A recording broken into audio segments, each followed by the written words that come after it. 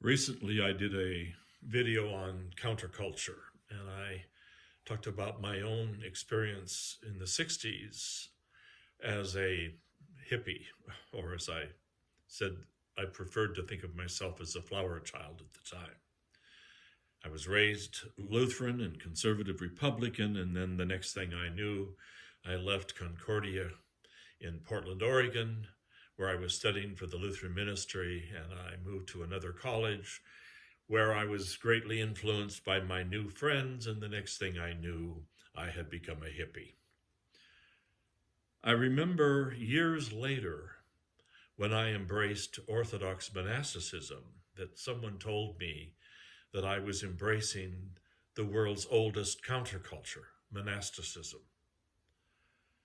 In my talk about my experience with my mother and going home with, as a hippie, and then the next thing she knew, I was no longer the son that she was proud of as a psychologist, but rather I had embraced Orthodox monasticism, and of course that came with baggage for her. I'm dressing weird, I'm wearing long hair and a beard, and things around my neck, and in her mind, it was, in her very conservative Lutheran mind, I had become another person of that she was kind of embarrassed about. But I wanted to follow up on that because over time, I so wanted my parents to at least understand where I was and be supportive. They were supportive in the sense that they weren't up against me. They weren't, trying to discourage me, but I knew that my mother in particular had troubles with what I was doing. And in northern Idaho, whenever I would go to visit, as I said, she at one point said, "Oh, why don't I told your dad to park on the street so you can park in the garage so you have easy access to the kitchen. You won't have to walk from the corner or from the curb." And I knew she wasn't concerned about my walking.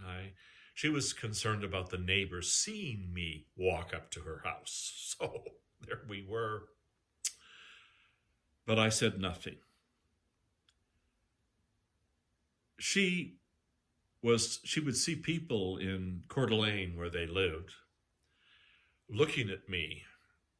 And so in her mind, they were judging me and that they were thinking, what is that weird person? But what she didn't know is that people were, this is the funny part, so many people in northern Idaho, when they took one look at me, thought that I was a rabbi.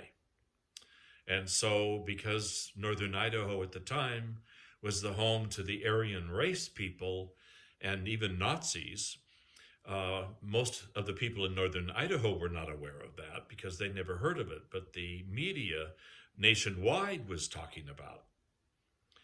And so people in northern Idaho bent over backwards to let me know that they were happy to have me there, happy to see me, and even happy to see me in robes.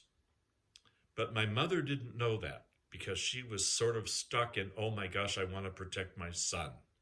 Why are people looking at him like that? Why are they judging him? So I prayed to God to help me with my parents. I knew that the only hope I had for getting my parents, and especially my mother, to come around and accept what I was doing with joy and with support, that I needed to do something different than I had been doing. Evangelizing with them, trying to talk to them about Orthodoxy, or giving them books on Orthodoxy or icons, which I made the mistake of doing once. I knew that I needed to do something entirely different. So I wrote the first name of both my dad and my mother on a slip of paper, and I put it under an icon of the Holy Virgin in our monastery's church. And then I prayed from my heart, Lord, help me become the very best son I can be to my parents. From that point on, I called them regularly, at least once a week. And I tried to drive to Coeur d'Alene at least once every 3 months to spend a few days with my parents. And when I was there, I didn't try to pressure my mother that I was going to take them out to dinner or anything like that. I just spent a peaceful time with my parents.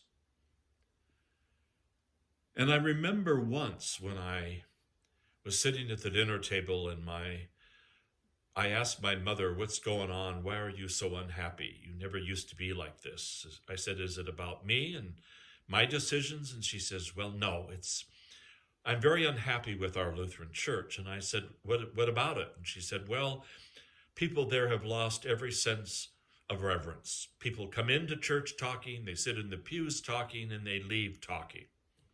And she said the days of beautiful liturgical expression and music is gone, and now it's just become like a social club. And she said, so your dad and I are going to start looking for another Lutheran church. And I said, Mom, you've been to every Lutheran church in Coeur d'Alene, and they're all the same. Even the conservative Missouri Synod is the same. You were complaining that when you went there, they were having a praise service. I said, why don't you go to St. John the Baptist Orthodox Church in Post Falls? Oh, well, maybe sometime. So I looked at my dad, and by the way, I am my father. My sense of humor, my outgoing nature, it's my dad. I even looked like my dad. If you took away my beard and my long hair, I would look like my golf pro dad. So I looked across the dinner table at my dad, and I said, who's the head of a Christian household? And my dad said, well, the husband, of course. And I said, so where are you going to church on Sunday?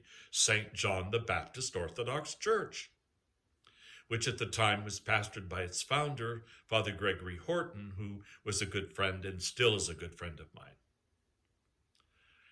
And then my mother laughed, and that Sunday they went. And that Sunday afternoon, my mother called, and she said how beautiful the service was, and how everyone was so outgoing and loving to them when they found out that they were the parents of Abbot Trifon. So within 3 months, they had become catechumens at St. John's Church. And eventually I drove up there and I baptized my parents into the Orthodox Church along with Father Gregory Horton. 3 years later, or 3.5 years later, my father died. He died at 79, so I'm pretty close to the age that he died, you know. But my dad fell asleep in the Lord, and he was the very first person to be buried in the church cemetery at St. John the Baptist in Post Falls. And then years later, after I brought my mother to Vashon Island so that I could have her closer and watch over her and take care of her as she was failing, my mother was buried next to him. I am grateful to God for my parents' conversion, not only because we had this solidarity together as one in the Orthodox Church, but because when I commemorate the living and the dead, I'm able to commemorate my parents. I am grateful for the parents that I was given, and I am grateful to God that He gave me the ability to be the very best son that I could be to my parents, because it was in doing so that I demonstrated to both of them, especially my mother, the power of our Orthodox faith to transform us. So when all of you think about your parents or your siblings or your children or your neighbors and your friends and wish they would become Orthodox, remember that the best thing you can do to evangelize for the faith is to project a loving heart, a non-judgmental heart, and reach out with the truth of Orthodoxy by letting people see the light of Christ shining through you. May God bless you all.